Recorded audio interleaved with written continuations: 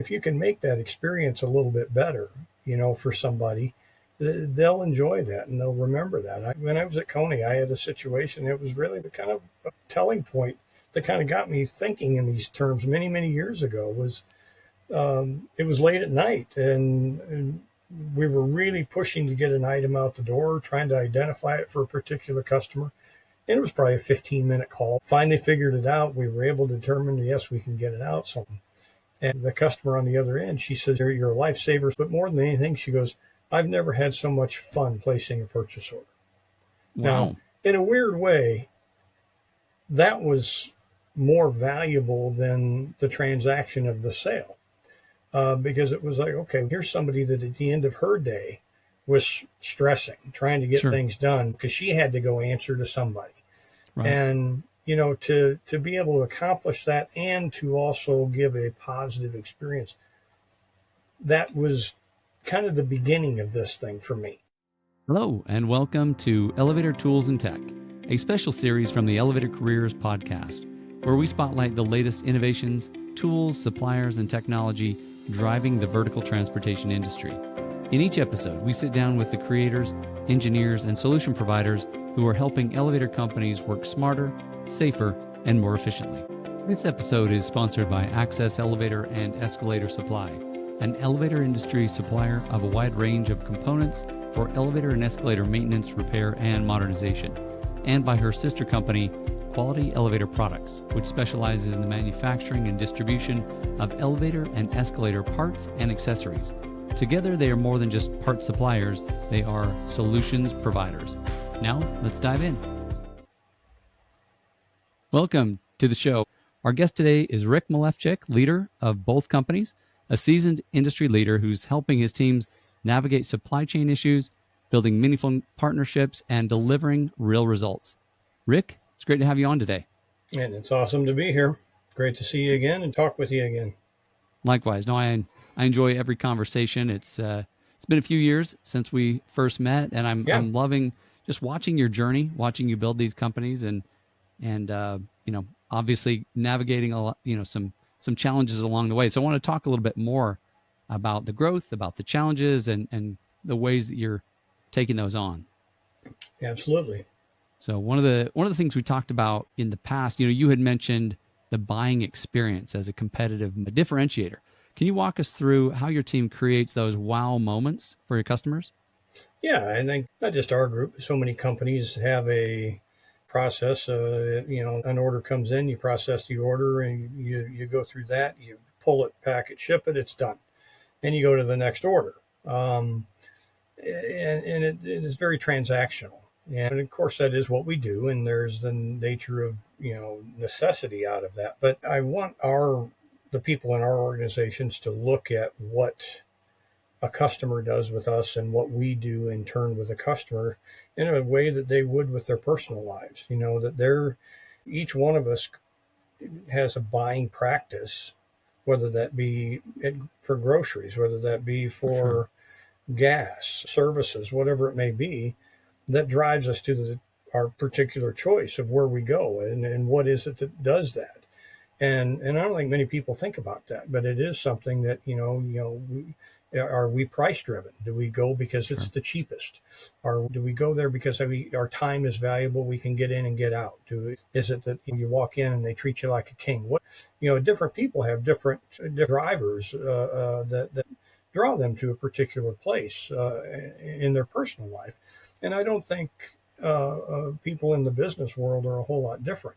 Certainly there's restraints based on corporate policy as to what somebody has to do or where they have to go. They may have to get multiple quotes. There's different dynamics, but for the most part, people still want, anytime you have that interaction, they have to go do something that's part of their job. They want that experience to be, number one, they want it to be easy. Right. I don't care who you are. And nobody's going to say, well, I know I prefer the difficult way. No, they want the easy way.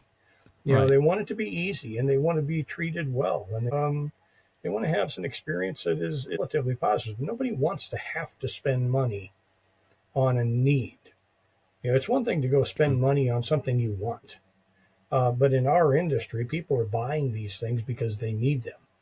True. So they themselves as a buyer is a cost to their company, and now they have to go spend money.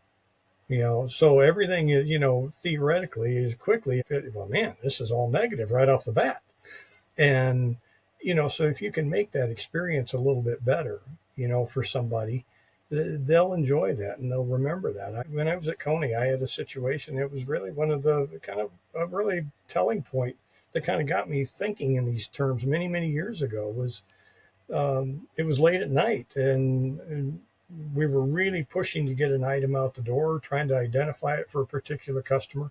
And it was probably a 15-minute call, maybe. Finally figured it out. We were able to determine, yes, we can get it out, so on and so forth. And the customer on the other end, she goes, you're a lifesaver. So she goes, but more than anything, she goes, I've never had so much fun placing a purchase order. Now, Wow. in a weird way, that was more valuable than the transaction of the sale. Because it was like, okay, here's somebody that at the end of her day was stressing, trying to get Sure. things done because she had to go answer to somebody. Right. And, to be able to accomplish that and to also give a positive experience, that was kind of the beginning of this thing for me.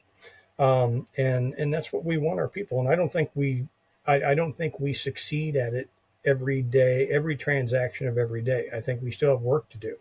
Sure. But that is one of the goals, that, to be responsive, to be quick on the draw, to be upfront, be honest, be transparent. And if you can have fun and help your customer have fun at the same time, I mean, you've definitely provided a wow for them. Like, wow, I didn't Yeah. expect that. Yeah. And we do things in a simple way where we still send handwritten thank you notes. Nice. And again, that's very old school, of course. We still send mailings out. We do some of these things. 90+% of it may end up in a garbage can. I don't know, but the handful of them, for somebody to open up something and just say, hey, thanks for the opportunity to work with you. Yeah. Handwritten, not a stamp, not a canned, pre-printed thing, but they get that. And even if they say, huh means they're thinking about something. It really, Sure. it threw them. But it threw them in a good way. And that leading us to a next question, which is, you talked about growing and getting bigger, but also getting better. And I'm Right. curious, I think you're kind of talking about some of that. What does it look like in practical business terms, and how do you measure getting better? Yeah, we don't want to do everything. There's a lot more we could do. We could sell for a lot less. We could bring in a whole lot more. We could arguably be sloppier and do more at a faster pace. And I've used the term shortly after I took over here was, we're going to slow down to speed up, and we'll take a little bit of a hit. We were already in the middle of a mess anyway. Clarify that just a little bit for me. When you say slow down, what I'm hearing is we want to make sure every order is correct. We want to make Right. sure that we're not, sending you the wrong part to get it out the door fast. Yeah, we were willy-nilly. Everything, got to do this, got to do this. Oh, this came in. Let's stop this. Let's work on that. Phone rang. Better stop that. Let's work on this. Sure. We were moving sideways, but we weren't moving very forward. And that was just the culture that existed there. And, some of the practices and the processes that if they were in place, they weren't being followed. And many weren't in place. And so we've got to have structure, and we've got to adhere to that structure and follow a process. Doesn't mean we don't move within the process, but we still have to follow the process. For sure. And just to say that, we're bigger or we're getting bigger, look at what we're doing. Well, if we're not doing it right, then it's going to catch us.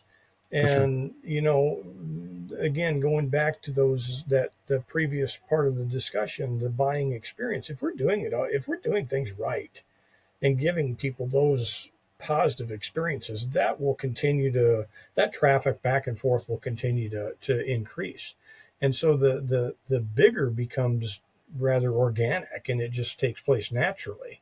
Sure. Well, and it's healthier growth, right? You're building on It's healthy a strong growth, foundation versus just, building on a balloon or a cloud that's going to pop and, It's healthy growth, and it's something that, that one you could be proud of, and that people really employees buy into that. For sure. because we don't have a slew of returns. We don't have a slew of complaints. And, Good. Yeah. these are the things that it's like, no, we're not having to stop to correct something. And that Right. goes back to, again, it's a play on words. It sounds fluffy, but it's sincere. Let's not fix something. Let's correct it. Love it. Love it. Big So, difference.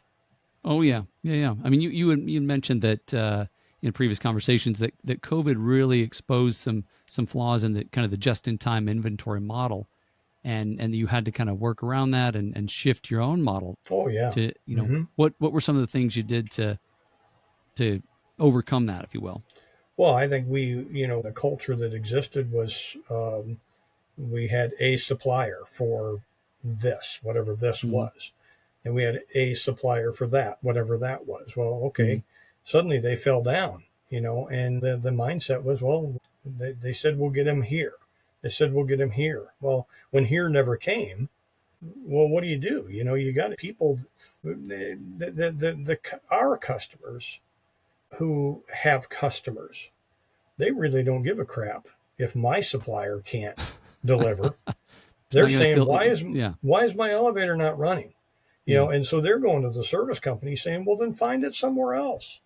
And so, that's what we ultimately did, is like, well, then resource it. Oh man, it's going to be more money. Okay, so you're not making as much margin, but are you still providing the product, and are you making something? A Sure. little of something's better than a lot of nothing. Well, especially And if you're pleasing your customers, right? To that's your it. point, they don't care where you got it; they just need it. Well, and again, one of the advantages I think I've had over the years is working, coming from an OEM where I spent the bulk of my career. Processes there are pretty intense, and the expectations are very high.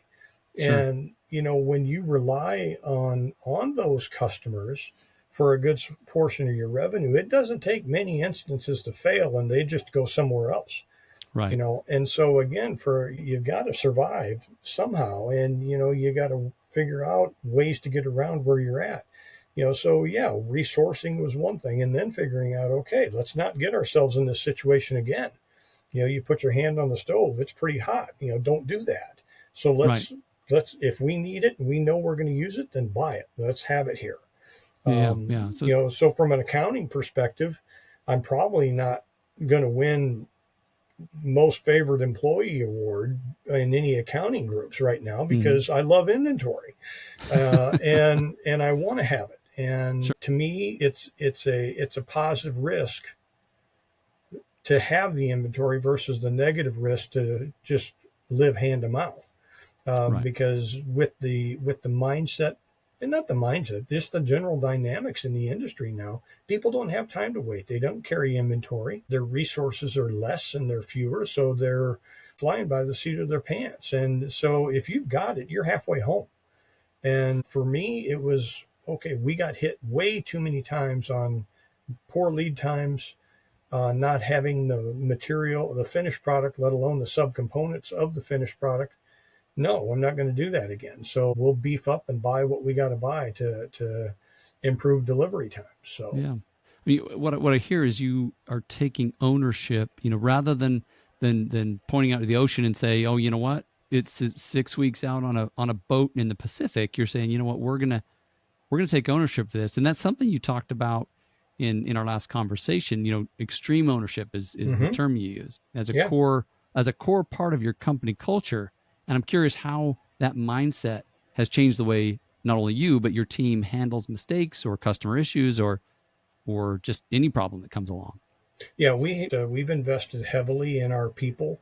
We send them to the company called Echelon Front, Hmm. which is headed up by a couple former Navy SEALs.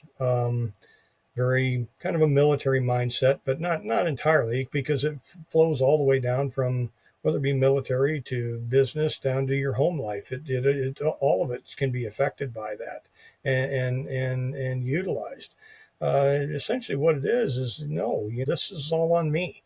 There's no Right. finger pointing. If maybe a customer did order something incorrectly, but you don't say, well, you ordered it incorrectly. That's one of the things with other suppliers over the years. It's customers got to jump through hoops to provide a a ton of information just to hope that they get a credit on something. Sure. And it's like, no, that's not really the right way. That just leaves a sour taste. And so Mm. we expect our people, it's not just from us to our customers. My people in our customer service groups, they are my customers. Mm-hmm. Our warehouse and shipping people and production people, they are the customers of the customer service group. Right. Purchasing is a customer of mine. We're all customers internally of each other, and if we can't take care of each other, we're not going to take care of the external customers. And in order to really do that the right way, you and I might have a strong disagreement on something. Well, it's really hard. It's easy to say, well, I'm going to take ownership of it. Well, you got to really think about what you're saying, because that's not that easy to do. Easy to Well, when it say. comes down to it, right, it's so much easier to point your finger and say, well, you did this, right? Rather Right. than to look inside and say, okay, what part of this do I own? Right. That's the part that takes you really looking at your ego and your pride and your, going, oh my gosh, okay, Well, it yeah, is. And it's like, okay, Matt, I don't think I explained myself properly, mm-hmm, or I could have done a better job of explaining. These are the mm-hmm, kind of things, because what that does is that also removes the victim mentality. And so it lowers the playing field. And, one of the big things that they talk about in the echelon front and the extreme ownership is detaching. Man, you're right in the middle of something, you get off with an angry phone call, somebody's mad at you, you have an employee conflict, whatever it could be, just take a step back and just say, wait a minute, let me think about this. You know, yeah, take a breath. That's today's that's today's, thing everybody wants to do, rapid fire response. right, And in these type of situations, that's maybe not the best. And so that's really helped us develop a customer first mentality. That nice, there is a truth. There is also truth. There's the old cliche of customers always right. No, they're not. They're not always right.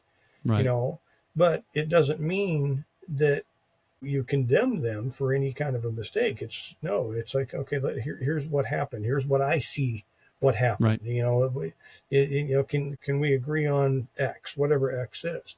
And what it does, it just fosters a much more smooth and level of communications back and forth, and allows you to land at a good positive result a whole lot faster. for sure, And we don't spend time within our companies debating, frankly, stupid stuff sometimes. You deal with issues and you figure out, oh, hey, okay, let's collectively, we're going to do this. One of the right. things, we changed so many things, and to a point where, people's heads were spinning. I can't even And imagine. one of the things I continually had to tell people, I said, if you don't agree with what we're doing, that's okay. I understand that. And you have the right to come and tell me why and what would be better. And we'll put all that on the table. But only thing I'm going to ask is that, give the process a chance to fail. Right. Let's follow the process. And if it fails, it fails. Then that's on me. If it took off like the rocket we hope it would, we all did really good then. So Sure. if something goes south, then that's on my head. But we'll never do something we can't reverse. You Yeah. know, Well, and even if it goes south, maybe there's this part or that part or something that needs to be tweaked. Well, great. Let's collaborate. Let's tweak what needs to be yeah, fixed and let's improve it together. And that's yeah, really what I'm seeing. You're describing with extreme ownership, and what I'm hearing is, hey, we dumped a lot of things on the businesses, and yet our team was able to grow and work through it. In fact, you even told me a story about one of your teammates who said, this used to be nothing more than a paycheck, and now it's become a career. And right. I'm curious, how did you foster that across the organization? I arguably one of the things I'm most proud of, actually, and this is one of our members at AES. Mm, When I got there, we were that again. You alluded to the COVID thing. Access was a company at that time that was so reliant on soft starters. One pretty much a very narrow scope, a one-legged table of a product line that we lived and sure. breathed by. And in early 22, all the way into close to mid 23, there was a massive shortage in components for these soft starters, and they were like gold. Hmm. And so the revenue stream was pathetic, and to a point where we we were like, God, do we even continue to do this?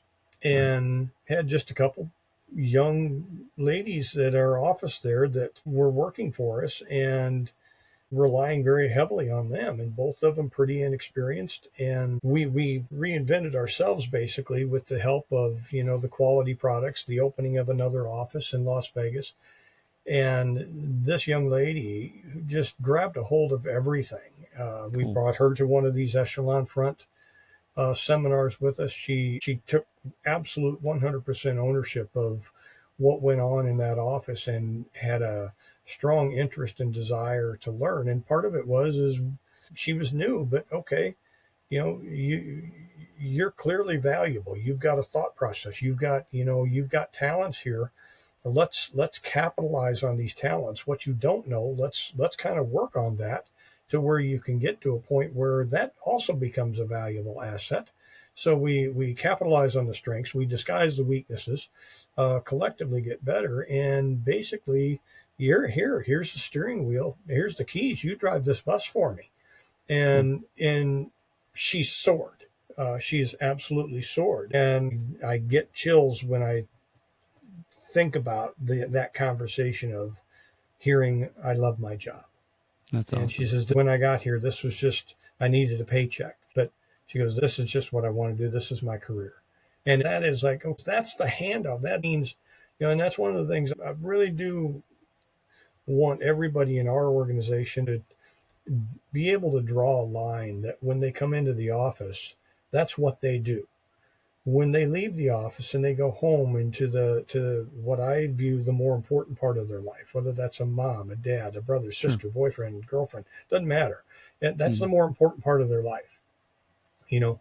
But if they dive in to the business part of their life and what they do, and they take ownership of it and they soar like what I just described, that improves the more important part of their life. It's not necessarily hand in glove, but it definitely has an impact. And that's what I want. I don't want people on a Sunday night dreading coming Right. to work Monday morning. I want them, let's face it, none of us come to work because we got nothing else to do. Maybe somebody does. I don't know. But most people don't do that. Yeah. They come there because they have to. So if you've got to spend over, half of your waking hours at a place, we should make it as positive as we can, and let people then take that positivity home with them and come back in the next morning with that same level of positivity, because that's going to transcend back to the customer, back to that Oh, absolutely. experience we talked about. The domino effect is huge here. So Absolutely. That is what I'm seeing. You change the internal culture, which obviously change people's personal lives and their families. And then obviously that's going to reflect back on how they're treating customers. And obviously with this idea of extreme ownership, you talked about, listening to the customer, hearing what they have, even when it hurts, right? Even when maybe they're unhappy and they're pointing the finger and something didn't work out. So I'm curious, how has that feedback and that willingness to just listen helped you refine not only your products, your service model, and maybe some of your internal processes? yeah, we do on the AES side, and they touch both companies. We do periodic, simple little surveys. They're Mm-hmm. 4 or 5 question surveys, and the intent is that somebody can complete it in 30 seconds. We don't want to, okay, take 15 minutes for the survey. People don't, they're not going to do it. Sure. And we actually take that information, and we really look at it, and we do listen to it. One of the things we did, we put in an auto attendant several months ago, and I'm not sure it was the right thing to do. I'm not comfortable Mm. with it. So that was the Right. subject of our last survey is, Right. hey, how do you want it? When you call in, what's your preference? A live person, auto attendant, a direct line. Are you open to chat? Are you open to this? What don't you like? And, we've gotten some good feedback already. And it's amazing to see that some of what we thought several months ago that we were doing is turned out to maybe not be what people want. And Okay. so that's something we've already, in a limited number of responses, we've already started the process of figuring out, okay, what other options do we have? We do want the feedback. I do, and it goes back again to the loyal buyer, loyal customer, not even a buyer. Tell me where tell me where we are wrong. I don't worry about. I shouldn't say I don't worry about it. I worry less about the guy that's going to complain to me, Right. because that's something that, okay, I'm hearing what I probably need to hear. Maybe not what I want to hear, but what I need to hear. Right. I worry more about how many other people think exactly the same way and just quietly And tiptoe didn't say it. away Sure. and didn't say a word but went somewhere else. That's the great unknown. And there's not too many things that scare me. That scares me, because if that happens, that's awfully hard to recoup. Yeah. Yeah. Because Um, you don't know, right? They're the ones that aren't saying anything. They maybe just vanish, and it's like, okay, no, what but they're going happened? to go. They're sure going to go complain to somebody else. For sure. Yeah. So the word of mouth, it can work great for you, but it can really just destroy you. Well, and especially in this industry, it's a tight knit, as we all know, Yeah, right? Everybody knows everybody. Talks to everybody. So yeah, I am curious. You had mentioned C's as as a customer, a yeah. supplier, a competitor. Obviously, said very very positive things about them. But I'm just curious, how do you navigate those relationships while staying true to your values and growth strategy? I think that's just the transparency of things, and it's just being very open. There's things that I believe, I think Rich down there at Seas does. He runs a wonderful company. They are probably the most like us, if you Hmm. will. They do some things that we don't do, and that's a business decision that, frankly, the investment we would have to make to go and do some of what we utilize them for, it would take Sure. way too long to recoup the investment. And so, I do feel like if there's somebody that does it better than us, why I don't need to reinvent the wheel. I'd Sure. rather just work with somebody, and if I can help them, Hmm. and they benefit, and then we in turn can benefit. Are we making money hand over foot with some of that? No, but we're, because of our geographical situation with the multiple offices, we've got things in locations that they're going to come in and get because they can. Sure. So it's beneficial to us. It helps them. There's things that we both do that we probably get some orders that they didn't. They get Hmm. some orders that we didn't. There could be Hmm. different reasons. It could be that experience that they give is maybe more positive to a customer than what maybe we did. Could be that they're right down the street, kind of hard to ignore. Could be that they priced it a lot better or we priced it a lot better. And there are various dynamics, but you look at that and you say, okay, but I look at that and say, all right, we quoted this. Why did we get it? Right. They went somewhere. Now, so somebody either found it faster. They found it. Did we not have it? Okay, that has a lot to do with it. Were we Sure. priced too high? If we had it and we were lower priced, okay, there's something else. That tells me what was it about that experience that they missed. I want to understand that. And there's a level of, I don't want to, and this is, again, I have to be respectful too, because I don't want to talk negatively about the career of salespeople, because obviously that's what I grew up with here in the Sure. industry. But I don't think the industry wants a stereotypical or traditional salesperson. I think the Okay. industry wants somebody that says, "Hey, here's the value I can bring you." But the deliverable has to be that value. It Hmm. can't be because somebody says I deliver value. The customer determines that, not us. Okay. Hmm. And I think, back to C's, I think that, again, two like companies, very similar. I think we do a lot of similar things. They do more than we do in some things. We do more than they do in others. We use them for those things. They use us for some things, and we play in the same sandbox and compete for the same customer base and others. And I think Right. as long as we have that respect for the people in those companies and the company itself, all of that stays above the table, and it's like, you can almost have a lighthearted, dang it, you got that one, okay, I'm going to get the next one, and that's Yep. okay. I think that, that's, if you don't win, you lose, and you got to get better. That's opportunity to get better is the way I look at it. The more we know, the better we get. Well, why did we lose that? Oh, I don't know. Well, okay, well, right now, then there's a gap in our process. We need to What can find we that do out. to, yeah, Yeah, to get better? And that's really the message right, I'm seeing overall from this conversation is that, hey, we're trying to get better, and trying to provide a better product, a better availability, better right. customer service.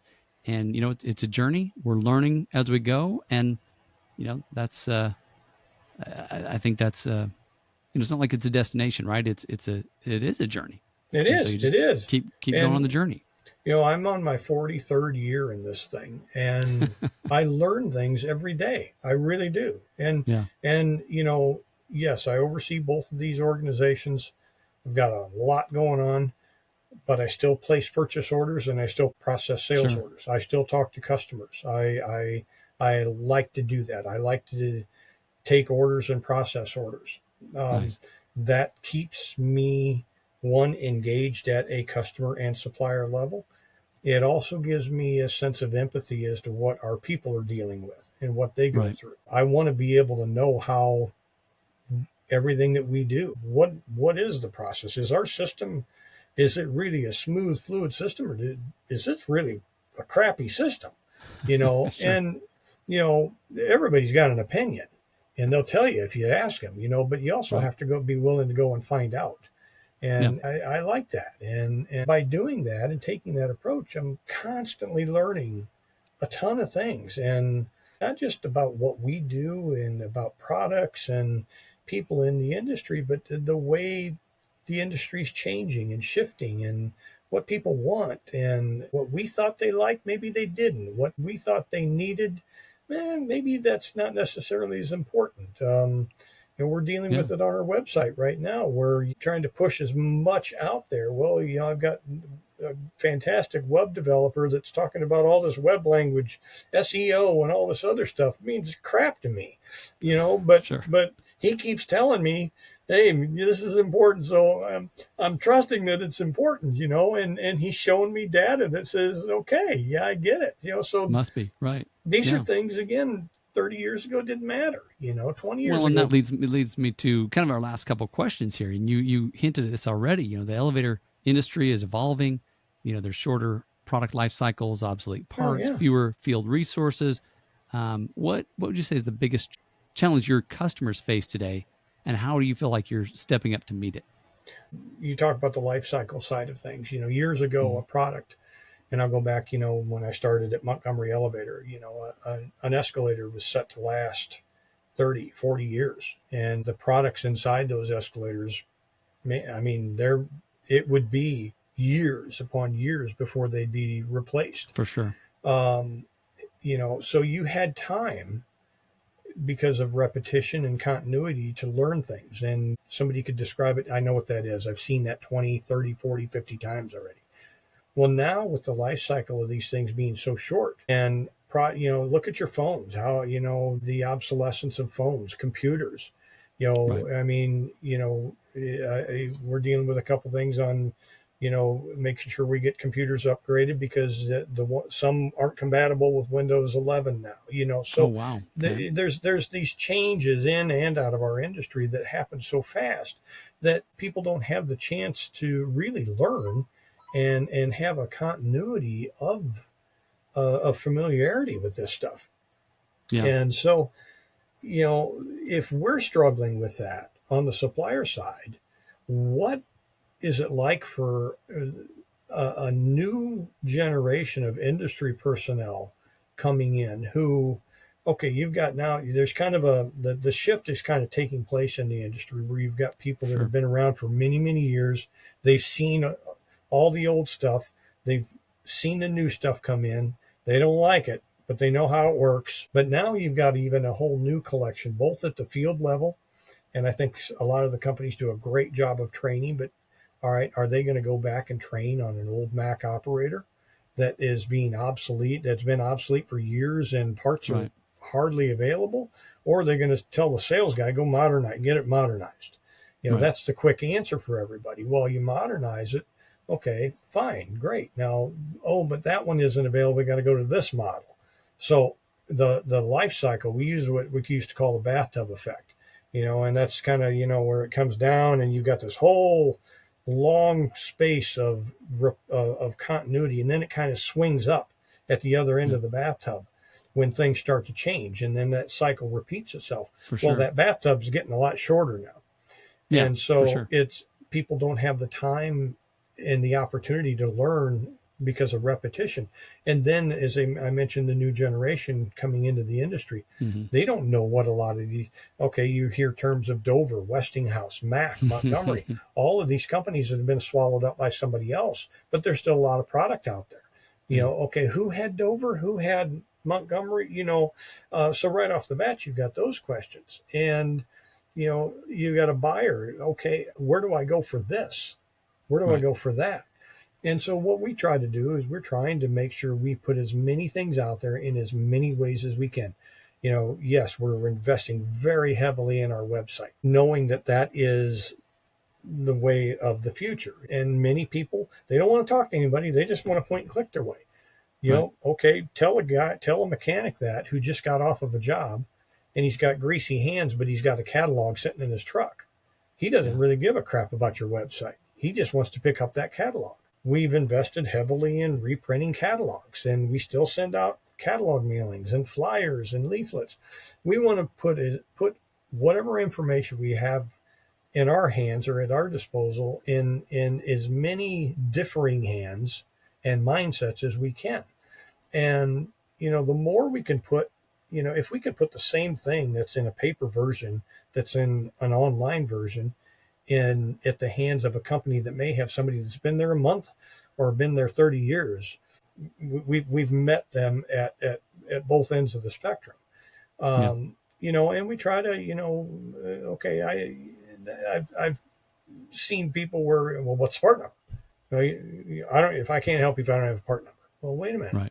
If they don't have a part number, let's help them find a part number, and, it seems silly, but that exists. And, I think that, by doing what we can do to provide a level of help and assistance is only, one, it's the right thing to do. It's a decent thing to do, but it's also good for business. So. For sure. It sounds like you're obviously meeting customers where they're at. You're trying to help them get to that next step and improving as you go and learning from your lessons. And, nobody's doing it perfect, but it's, again, it's back to the journey, taking that extreme ownership and just moving to the next level. So Rick, thank you for joining us today and sharing your insights. For our listeners, if you're looking for a reliable partner in the elevator industry, check out Access Elevator Supply at aesupply.com and Quality Elevator Products at qualityelev.com. Two companies that are leading by example. And until next time, keep raising the bar.